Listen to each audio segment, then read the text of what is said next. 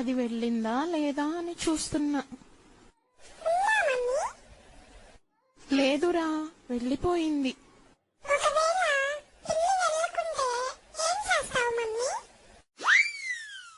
ఏముంది, అటు వెళ్ళకొడతాను.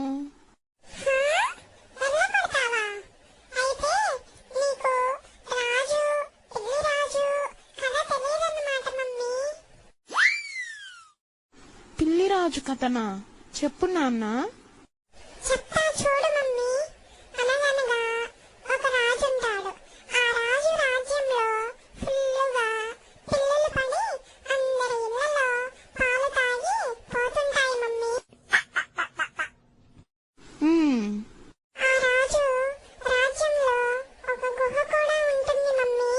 ఆ రాజు రాజ్యంలో ఉండి పిల్లలను చూస్తే కనబడవు అని, అవి గుహలలో దాక్కుని ఉంటాయని గుహలో అన్నీ తిరుగుతాడు మమ్మీ.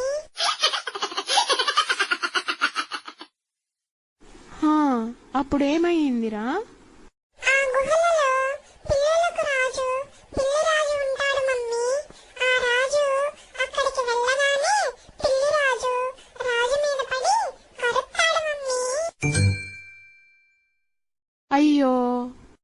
అప్పుడు మహారాజు రాజ్యంలోకి వెళ్ళి రాజమందిరంలో దాక్కుంటాడు మమ్మీ. ఎవరికీ చెప్పడు పిల్లి కరిచిందని.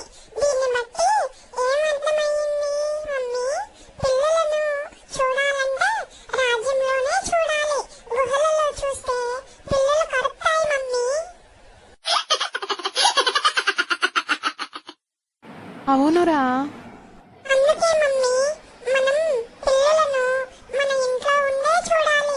అటు ఇటు సందులలో చూసామనుకో పిల్లలు కరుస్తాయి. థ్యాంక్స్ నాన్న, నేను అస్సలు అటు వెళ్ళను.